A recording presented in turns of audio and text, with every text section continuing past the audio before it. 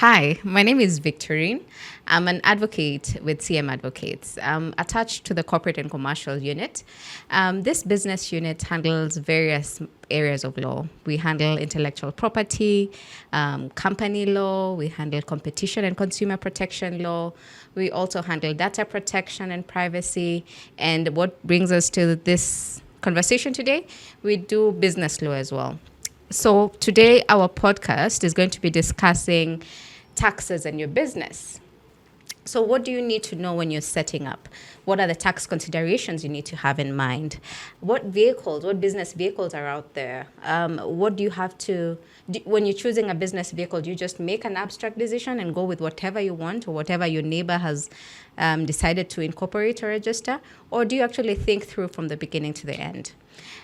Today, as we discuss this, we want to focus mainly on what the tax consideration would be. As a friend usually says, taxation in Kenya now has become a life skill, so you need to figure that out.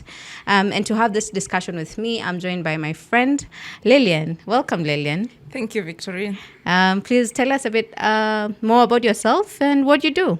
Okay, my name is Lilian Ambani. I'm a financial advisory lead at CFOD HUB. Mm-hmm. CFOD HUB is a product by BELLMAC Consulting LLP, and our main focus is financial advisory. Yeah. So you actually advise businesses when it comes to structuring and, more importantly, setting up? Yes, and more importantly, taxation. Yeah, okay. So what has been your experience when it comes to setting up or clients choosing business vehicles? For most clients, they don't understand that the obligation starts at the point of registration. So before we delve into the tax aspect, I think we will need to discuss a little bit about what it involves, the setting up process. And legally, maybe you would advise us on which vehicle is appropriate for use. Okay, that's an interesting question, especially when you think about it in terms of what is the most appropriate. And as lawyers are guilty of answering, it depends. Because it does depend. It depends on your context. It depends on what you want to do. It depends on whether you're scaling up, what the issues around control are. And I guess as we discuss about business vehicles and setting up, perhaps we can discuss them using those 4 parameters. I think we can talk about the cost of setting up, and the cost here includes also the time aspect. We can talk about control, because some business owners have a real issue with letting go of control, or some may not mind too much. Then the third aspect we can look at is liability, which has been a real at the core, really, of the discussion on what to set up, which vehicle to go for. And what you're here to help us with, we'll discuss taxation as the 4th parameter. Okay. So what are the main vehicles that you've seen your clients going with? Okay, there are several, but I'll just mention the few, the most common. Okay. That will be the sole proprietorship, there's the partnership, and the limited liability companies. Okay. Yeah. So we can actually use those 3 to discuss and dissect what the considerations are or should be when setting up, so that we don't have those questions of what is the best vehicle to set up. We actually talk about it in terms of what is the most suitable according to my circumstances. So let's start with sole proprietorships. So sole proprietorships are a one-man show. They're really businesses or enterprises that are set up by one person. They register a business name. There's no separation between the individual registering and the business name itself, meaning they're one and the same. When we discuss it along the parameters that we've talked about, in terms of the cost, it's very cheap. It's very fast in setting up. There are no constitutive documents like articles of association or a constitution. It's really just a business name that you go and register. So it's pretty fast, it's pretty affordable. When it comes to control, whatever you say goes. You can have your board meeting, quote unquote, in your dreams and decide this is the direction we are taking, and you go with it. There's no one you're per se answering to, or you have to be accountable to, or you have to consult when it comes to making decisions. So in the aspect of control, there you're wholly in control. So if that's what you're going for, then you'll go for a sole proprietorship. But when it comes to liability, this is, I think, the biggest area of exposure, because the liability of the sole proprietor is unlimited. Meaning, if the business name takes a loan, it's really the individual who's taking a loan. The assets of the business are really the assets of the individual, so that if the business is taking a loan, it really in essence means it's the proprietor who's taking a loan. There's no limitation of liability. If there's a suit, if there's a decree, if there's an order that is issued against the business, then the person who's executing it can go after the sole proprietor. So what, in your experience, has been the tax, how does tax work when it comes to a sole proprietorship? Okay, we'll discuss on the four main tax types. That is the income tax, the VAT, the payee, and the withholding tax. So for this kind of business, the sole proprietor, when it comes to income tax, as you had mentioned, the liability falls on the owner of the business. Yes. So the computation is done. Whatever tax is accrued to the business is spread or extended to the individual. When it comes to pay, if the business has employees to its name, then it is required to file and remit taxes for the individuals. This is done on the business, but the owner is responsible for making the payment. When it comes to VAT, if the business has met the VAT threshold, that is, it makes more than sales of 5 million a year, then it's required legally to register for VAT as an obligation. And it's required to file VAT at the end of each and every month. Okay. Yes. End of the month, 20th? Yes, 20th of every month. 20th. Okay. The laws are always changing. So we need some time to clarify in terms of have we changed again? And then no, the deadline still remains. 20th. All right. Okay. Good to know. I think the other thing I should perhaps mention about sole proprietorships is that because they're not artificial persons, and I guess because one of the things about this podcast is that we are trying to stay away from legalese. So perhaps I can break down what an artificial person is. An artificial person is a creation of statute. Meaning it's the law that creates this person, right? As opposed to natural persons who are human beings, and it's an act, it's the order of nature, it's by an order of nature that they're created. Artificial persons are really a creation of statute, meaning they have to have a supporting legal framework. If you do not have an act that says you're a corporate person, then you cannot just exist as a corporate person. Sure. And it's important to distinguish that, because an artificial person now would exist independent and distinct of the person who founded it, or its shareholders or its directors. But in the case of a sole proprietorship, because it is not an artificial person, that separation or distinction does not exist. Meaning, even when it comes to contracting, when it comes to ownership of property, the business cannot in its name do any of these things, which is why you would find many contracts have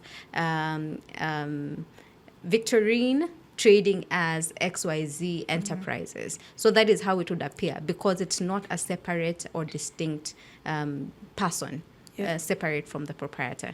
And I think this is a good point to touch on the looming what has been going on in the media, for example, in terms of e-teams registration. So would a sole proprietorship also be required to register for e-teams?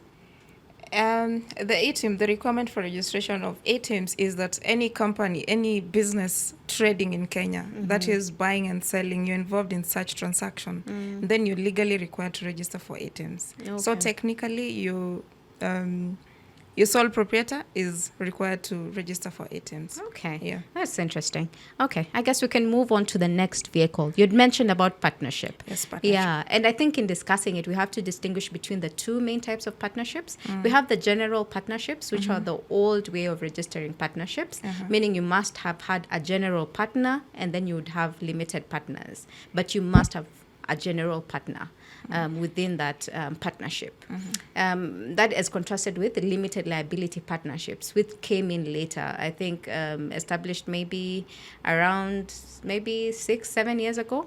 The act commenced on limited liability partnerships. And the main distinction between those two, as I mentioned, the general partnership must have a general partner. This general partner usually has unlimited liability, meaning that you're able to go after this individual in certain instances. But for limited liability partnerships, the liability of all the partners is limited, meaning there's no one who's fully exposed. It has the same protection. So we call it a hybrid. The LLP, which is a limited liability partnership, is a hybrid between the private companies as we know them because of the limited liability and general partnership as we know them because it's two or more people coming together to form a partnership. LLPs also, they have a separate and distinct personality. They're able to own property in their own name. They're able to sue and be sued. So they really have the many benefits or the many privileges or many characteristics of limited liability companies. So if we were to use again, back to the parameters that we're using, if we're to use the cost is relative. For general partnership, it's not as expensive, but for LLPs, it's become slightly more expensive because it's becoming more and more popular, and it's taken like the strengths of both the private limited liability companies and the general partnership. So as regards cost, general partnerships are cheaper, LLPs are more expensive. When it comes to control, for general partnership, it depends on the deed. Actually, for both partnerships, it depends on the partnership deed. So they do have constitutive documents as opposed to what we had before, which is the sole proprietors, sole proprietorships. Then they do not have constitutive documents. But for partnerships, they do. You have the partnership deed. And this deed provides for a variety of things, including your interest when it comes to the partnership, which would be what we'd call a shareholding when it comes to companies. You'd also have how you make decisions. What is the quorum? What percentage do you need to attain? And then what is the leeway that a general partner would have when it comes to a general partnership? For an LLP, is the same thing. I think the thing that you need to consider is that you now have a manager, and this person has to be notified to the registrar of partnerships and holds its own title and has its own duties.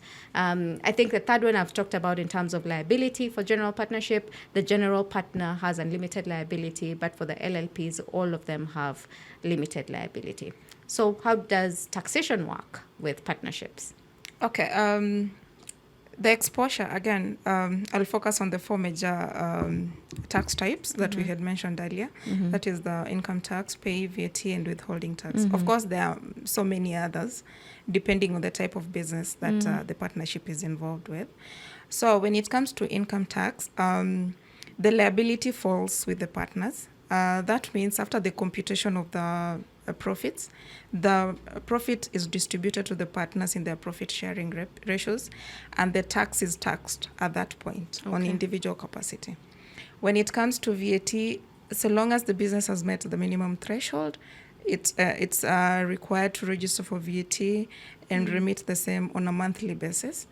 If it has employees to its name, then again, it's supposed to add pay as an obligation to its PIN and do the monthly remittances to KRA.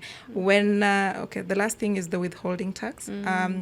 Whenever it's transact in activities that warrant the withholding tax remittances, then it's supposed to deduct or be deducted and the same remitted. So for withholding tax in that sense, it doesn't follow the nature of the business, it follows the nature of the service. Is that correct? Yes, it follows the nature of the service. Okay. Yeah. So that if the service is one that by law is required to pay or is required to have withholding tax withheld, yes, then the entity must do so regardless of whether it's a sole proprietorship or a partnership. Yes. Okay. I think the other thing that I wanted to clarify on partnerships, as distinguished with sole proprietorship, do they have separate PINs or is it the same PIN? Do they have the same registration when it comes to KRA? No, for partnership, you're supposed to register, like, for instance, as when you're saying the LLP, you're supposed to register separate business entity as a partner, as a partnership, sorry.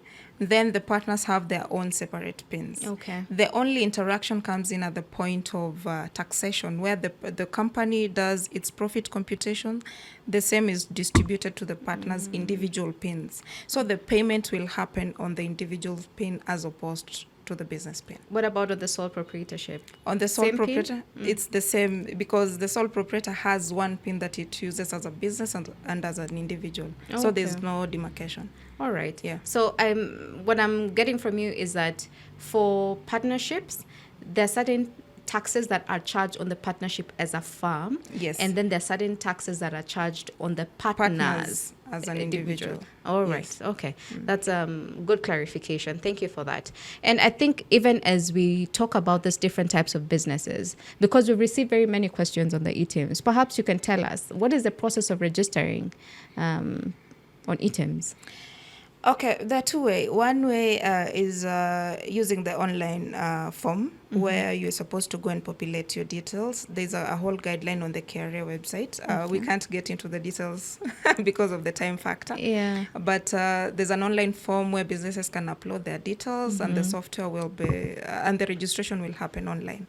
But there, for those who can't do that, then they have the option of going to any carrier offices where the installation will be done. Of course, there's a list of the required documents that must accompany the process. Okay. Yeah. I've also read that it does not have to follow the fact that you are eligible or required to register for VAT, that the e-teams registration is separate from the VAT registration. Is that true? Yes. Okay. For e-teams, it's for any business trading, whether you've met the minimum requirements for VAT registration or not. So at the point of registration, that is when now some of these questions are answered.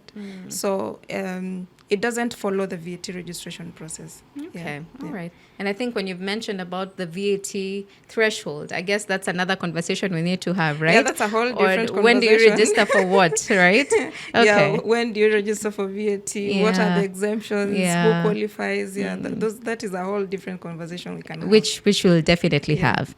All right. So the third vehicle that you had mentioned would be the companies. So the limited liability companies, private limited liability companies, Yes.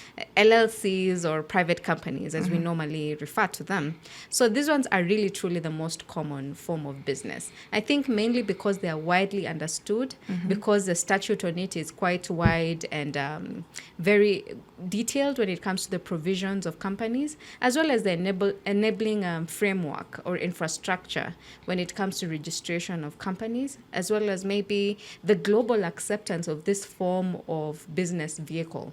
A company is a company wherever you go. Maybe the laws may be slightly different, but you recognize a private company as a private company, as a profit-making entity, which whose core business is to trade or make a profit.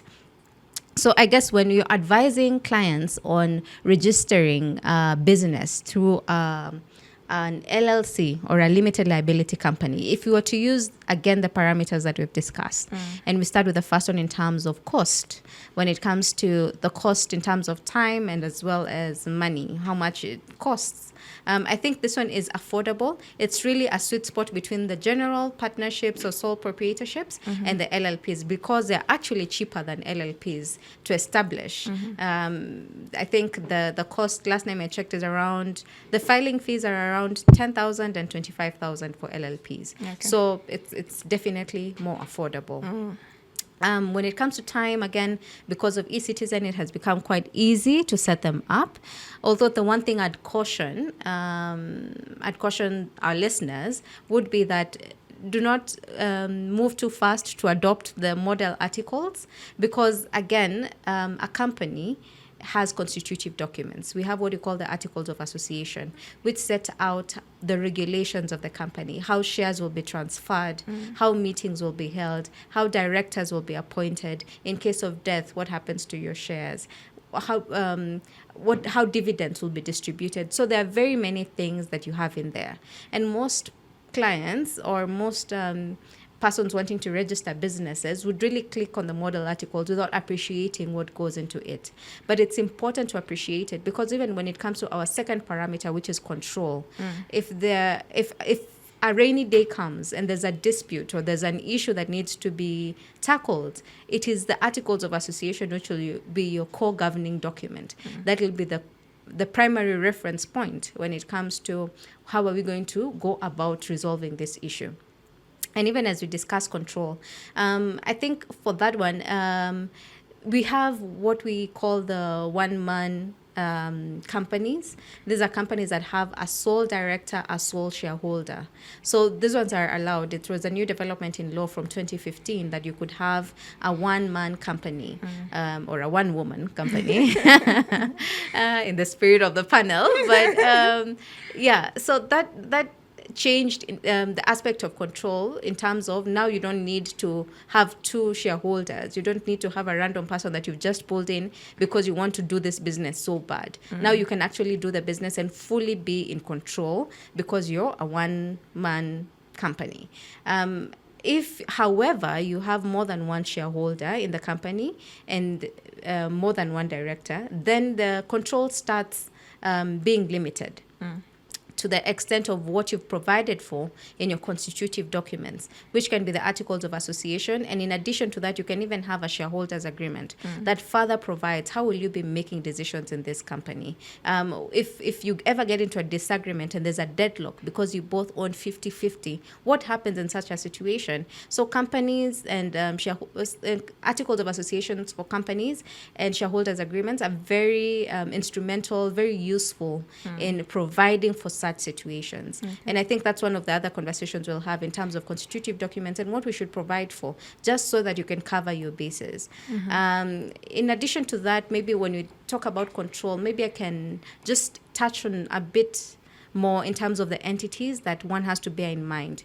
Now you'll be having a board of directors and you'll be having shareholders, right? So there are certain decisions that need to be made by the shareholders, and those decisions are made at general meetings. And then there are certain decisions that need to be made by boards, and those are made at board meetings, and there are board resolutions that are passed.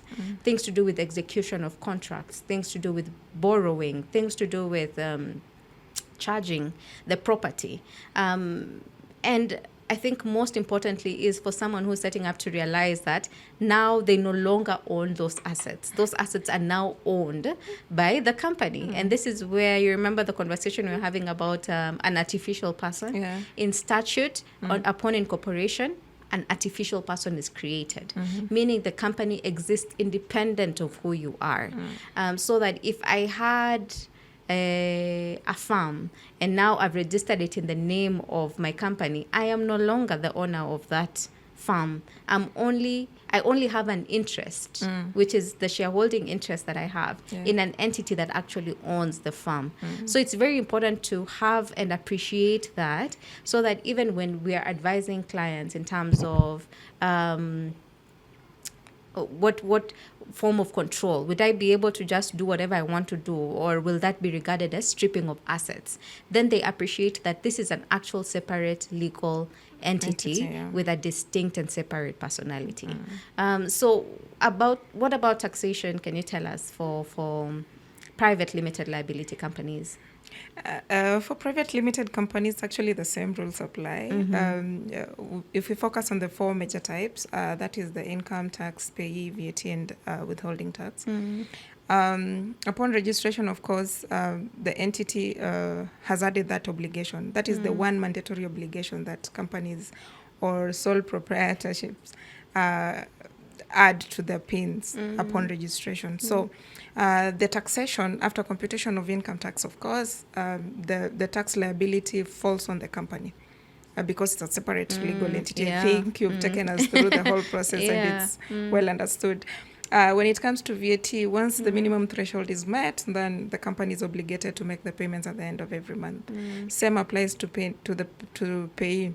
Once the company has been able to contract some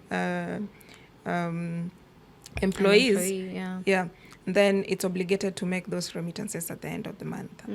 I think there's something that I've observed with companies that is very distinct from, I think, the other entities, and it's on the payment of dividends. Because, as I said, in a company, this is a whole different person. You can't just come in and remove your money. No. There are certain headings under which money flows out of the company, Yes. you know, Yeah. so that it's either a salary if you're an employee, A drawing. it's a drawing, a drawing, I think, for mainly for partnerships, and also I think allowances. I've seen allowances paid for board members for sitting allowances, but I've also seen dividends being a main way through which the shareholders can appreciate or gain value. So that in my example of the farm, you see, if it's doing some businesses, it's farming, there are tomatoes, what, and then they're sold, that money still comes as income to the company. Yeah. And then hopefully it makes a profit. What I'm going to get is not what was received in once those tomatoes are sold, but it's actually the profit, and from that profit, the dividends that have been declared. But I know there are taxes that are imposed on dividends. Yes. Please tell us a bit about that. Okay. When it comes to dividends now, the rule is if it's a resident, then 5% applies. Okay. 5% withholding tax. But the exemptions to it. For instance, if the shareholder owns more than 12.5% of the shares in that company, then they're exempted. That means the withholding tax doesn't apply to them. But if your control is less than 12.5%, then the 5% withholding tax is applied. So the lower your shareholding, Yeah, we are trying to encourage people to get more shareholding. okay, let's hope it works. I would think it would be the other way around. Yeah, but even in addition to dividends, I know there's the turnover tax. Yes. What about that? How does it work? Okay, turnover tax was brought in play to act as an alternative to income tax. I think I've been talking about income tax all through. Yeah. But there are companies that would choose not. It's not choosing not to, but there are companies that form within a certain threshold. Okay. That are given the leeway to choose either to file turnover tax as opposed to income tax. The threshold is companies that make between 1 million to 25 million. As a profit or as turnover? As turnover. Okay. Yes. So the tax is the turnover tax is 3% of the gross turnover you make. So it's much lower than the 30%. Yes, it's much lower, but there's a catch to it. You can't, the expenses you incur in the company are not removed from the sales you make. You see, in income tax, what you pay your tax on is on the difference between the sales and the expenses. Yeah. But the tax rate is at 30%. But when it comes to turnover tax, the only consideration that is made is general sales, whatever you make as sales, and the tax that applies is 3%. Okay, so if I was a company, if I had a company that maybe is not heavy on expenses, for example, if I know I'm not going to incur my labor costs are low, my cost of production, although cost of production is lessened from the gross, is deducted for you to compute the gross profit, isn't it? Yes. But then again, that's after the sales. Yes. Okay. Under turnover tax, nothing is deducted. Yeah, even whether your it's cost of sales, of production, whether it's the real sales, it's not put into consideration Okay. when computing. Yeah. What we look at is I made sales of 1 million this month. 3% of that goes into So taxation. it's really a gamble. Yeah, it's really a gamble. It's but either the 3 again, or as you 30. said, it's good for people who are not high on expenses. On expenses, yeah. Okay. That's quite interesting. All right. I think on the other issue of companies, perhaps what we can also see is that companies are quite popular because also the compliance is pretty straightforward. I think for compliance, it's important to mention that there's usually the returns that you filed. You have the KRA returns that you must file. All of us have to file, including natural persons and artificial persons. All of us, we have our June deadline that when we have to file those ones, as well as maybe company secretarial returns. You're required to have an AGM once a year. So the compliance is quite simple to understand, and it's provided for in law. It's been made very easy to comply through eCitizen and the business registration service. So I thought to mention that just as a way of further explaining why they're quite popular. But again, for those who are not able to, it's always good to reach out to somebody who understands it. Yeah. And that's where CFOD comes in. CFOD, yeah. I'm giving her free publicity, I guess. Anyway, but the other thing, I think the last parameter that we need to discuss when it comes to setting up, when we're discussing about companies, we didn't discuss about the liability. And of course, we've mentioned that this is an artificial person. It's separate and distinct, meaning their problems are their problems and your problems are their problems. So if, for example, the company took a loan, really it's for the company to pay that loan. Yes. You can't come after me. But I think it's important to mention that there are certain instances when the corporate veil is lifted. So when we say the corporate veil is lifted, it means now the court has given you a right to see who exactly is behind this company. Yes. So that someone can no longer hide under, I have limited liability. Now you can lift the veil and actually see this is the person who's behind this company and go after them. And I think the biggest exemption is really in cases of fraud, when there's an actual fraud perpetrated by a director who may also be a shareholder, who is someone who is in control and is taken to be the mind of this artificial person. Yeah, because the directors are seen as the mind of this person. They don't have a brain like the rest of us. So how do they make their decisions? It's through the board.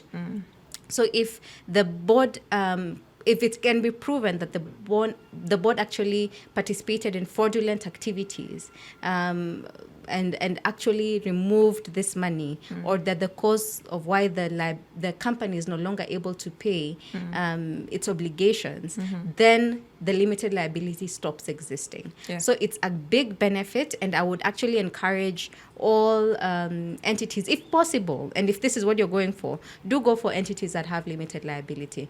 But of course, keep in mind that it's not an absolute defense. It's not an absolute protection. It cannot hide you if you're a perpetrator of fraud. But also, if you're a company that is seeking to expand through borrowing, then go through an entity that has limited liability, because then the business can borrow in its own name. If it's a business that is engaged in a risky sort of industry where there's exposure and you have to protect yourself, if there's suits that can be brought against the company, then protect yourself. And this also goes even to employee suits that are brought by employees. And that may not be something to do with the industry. It may be a risk that all business owners face. And sometimes it's important to have that limited liability just to protect yourself. Yeah. So any closing remarks? I think we've discussed the three main vehicles. We risk going on and on and on. I think from the discussion, you've also pointed us to the direction on which vehicle is better. Or what to look out for when you're choosing. Out for. So again, based on your need and the demands of your business, you can always decide based on the three. Okay. Yeah. Or even more. There are actually more entities out there. Available options, yeah, but some of them may not be ideal for doing business. And perhaps even with time, we can discuss about those ones. Yeah, sure. We've seen many people doing businesses through self-help groups. Yeah. What is a self-help group in law? It's important to ask those questions. I've seen certificates, title deeds that have the name of a self-help group, and I'm like, surely, what does this mean? Will this person be able to enforce their right in a court of law? Will the court recognize that this person actually exists? Yeah. So such questions, and I think it's important for you to think through. Again, choosing a vehicle for doing your business should not be an abstract decision that you make without bearing in mind those considerations that we've spoken about. Yeah. So I think that's it from our end. This was our first episode. So we hope you've learned something. We hope it was quite insightful, and that the e-teams, if for nothing, has been demystified to you. And we look forward to engaging more. We'll be having more episodes. So please do share with us your questions, any clarifications you have, any comments, any other areas you would want us to tackle. And we'll be able to do so in our episodes that will be coming along. Yeah. Have a good one. Bye. Thank you, Lilian.